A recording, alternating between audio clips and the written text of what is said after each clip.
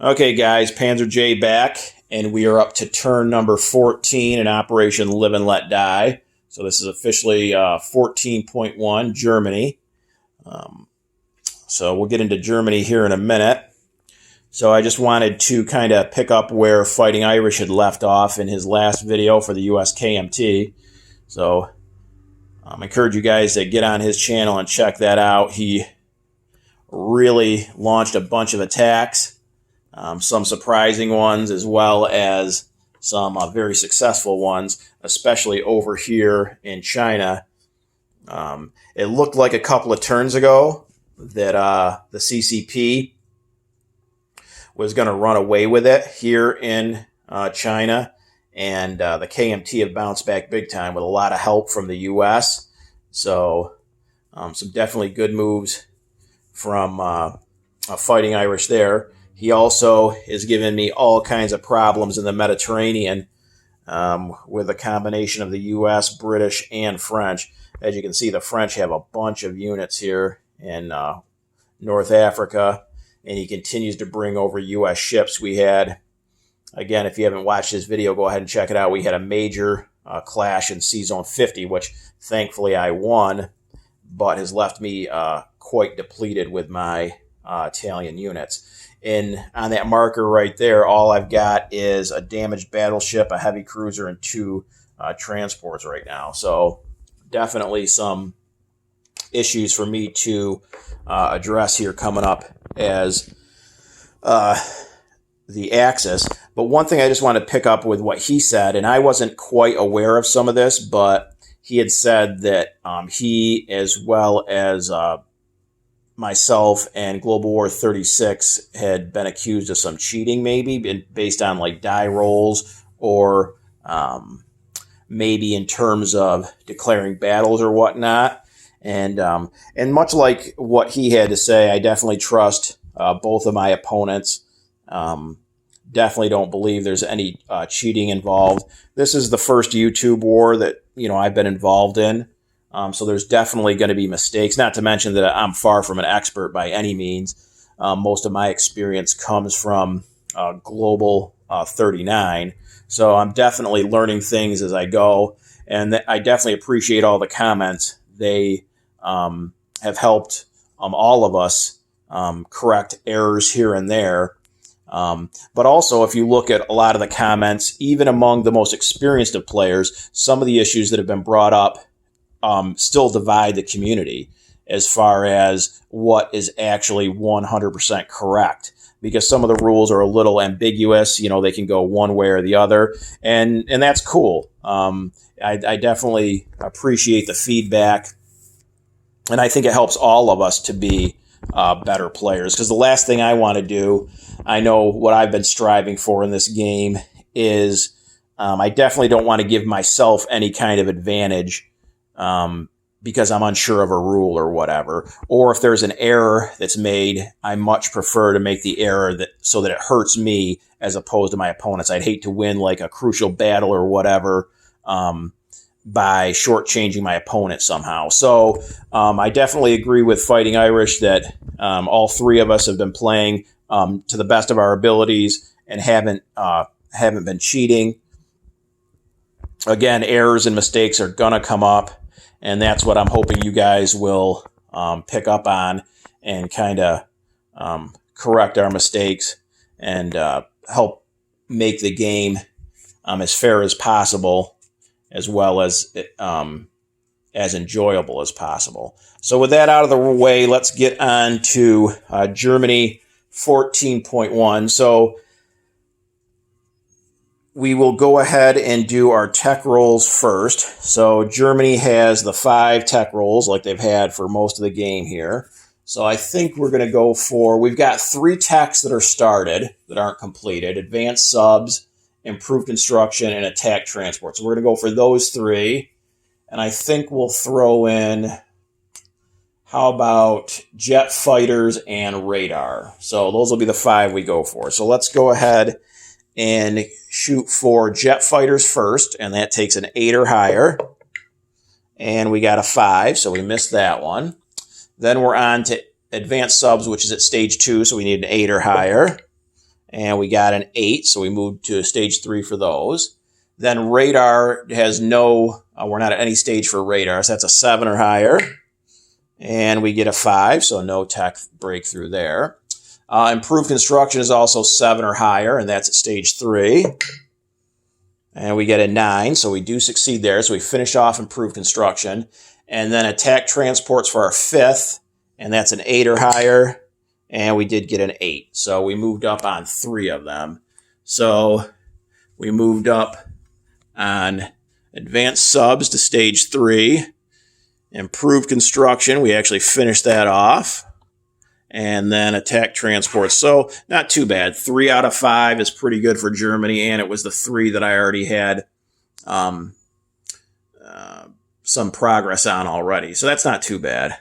So improved construction will definitely affect my spending here a little bit. So let's see. So that is it for tech rolls. Now on to purchases. So Germany has $68 to spend. And this is what I had marked down prior to getting improved construction. So all of this is going to be, these ships are going to be $1 less. So, okay, so I'm starting construction on 8 light cruisers.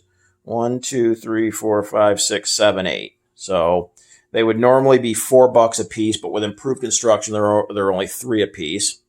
So 3 times 8 is $24. Then we're buying 3 infantry at $3 a piece. That's 9. So that's up to 33. This infantry is free from winning in Spain. Medium armor for 6. That's 39.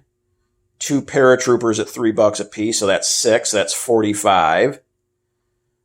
$5 for or $10, excuse me, for a fighter that we're lend-leasing to Italy. So that's 55. And then we're moving our battleship up 1 spot on the production chart from stage 3 to stage 2. Now that would normally be $5, but it's only going to be 4.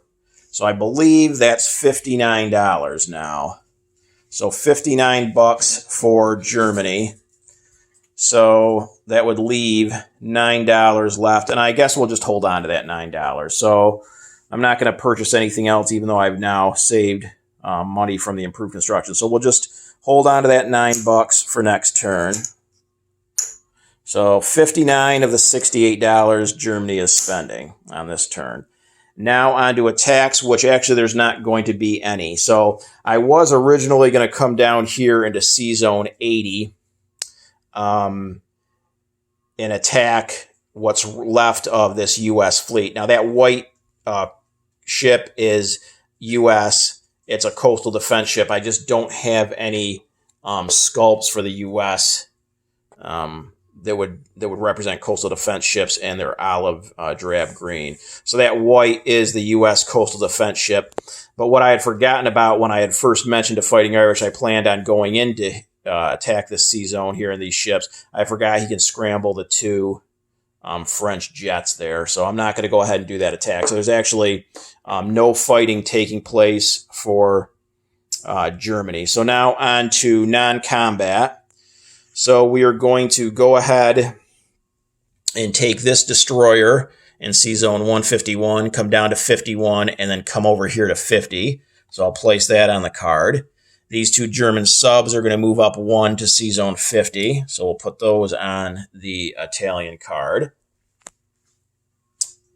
Then we are going to go ahead and move our 5 cavalry that are here in Albania. They're going to come up 1 to Yugoslavia and 2 into northern Italy. And I'll make that look a little bit more presentable. Then we are going to rail this artillery in Lithuania and the artillery in Warsaw, which is over here on the card. These 2 artillery are going to be railed to Rome. So that's 2 of our 4 rail movements. And then 2 cavalry that are in Warsaw off of this card are going to be strategically railed down to this southern Italian territory in I'm not going to try to pronounce the name, but it holds Taranto, the city of Taranto in there. So those 2 German cavalry are down there. So that's our 4 rail movements. Then we are going to have 2 of these German fighters in West Germany are going to fly 1, 2, 3 to northern Italy. So they join the other German fighter that's there. So that's now 3 German fighters in northern Italy. The other fighter is going to fly 1, 2, 3 to the British Midlands. The medium armor and the infantry in northern England are going to move down 1 to the British Midlands. Then our 6 air transports are going to fly from the British Midlands and go 1, 2, 3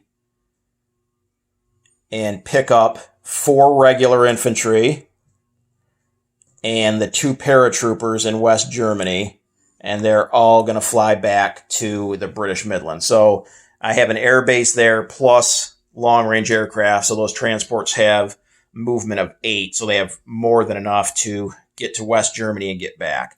So 4 more regular infantry get dropped off in the British Midlands and the 2 paratroopers, and then the air transports just stay there.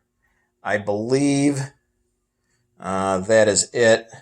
Oh, this 1 infantry in Berlin will move up 1 spot to West Germany. And I believe that is it for non-combat movement.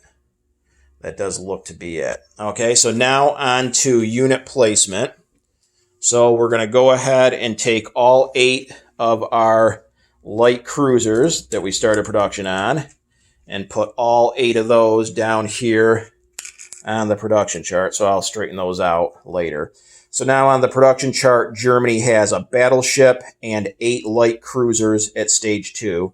So those 9 ships are all 1 stage away from completion. Then we're going to go ahead and the Italian fighter that we lend-leased is going to go to northern Italy. Our 1 infantry is going to go, our 1 free infantry is going to go in Berlin. Our 1 medium armor we're placing in northern England. And finally, our 3 regular infantry and both our paratroopers are going to be placed in West Germany. So let's go ahead and put those guys over there.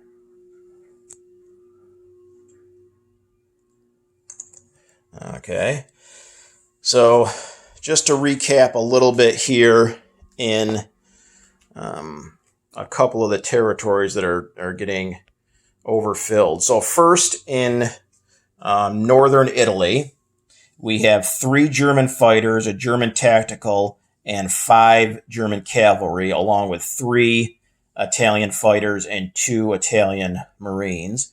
In Rome, we have 3 militia and 2 German artillery. And then in the southern Italian territory, we have 2 German cavalry.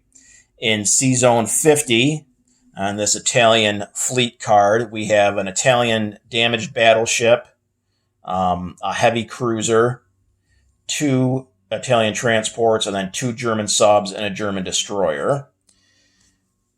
And then finally, in in the British Midlands, we have 2 paratroopers, 2 medium armor, 1 artillery, 6 air transports, 13 fighters, and 17 infantry. So that should cover everything that is in the British Midlands. So now on to our income roll. So Germany didn't go up or down in territories. So if we look over there, they're at $57. So $57 worth of territory, plus we get our wartime economy roll. And we rolled a 7. So 7 plus 57 is 64. And 64, we saved $9, so that's 73. And again, I know I continue to check this almost every turn, but I'm pretty sure we're still at just the single German bonus. Sweden, yeah, we're not in Norway. We don't have Romania. Okay, so that's it. So another $3. So altogether, $76 Germany will have to spend on the next turn. I'm turning things over now to Global War 36 Enthusiast and the common turn 14.2.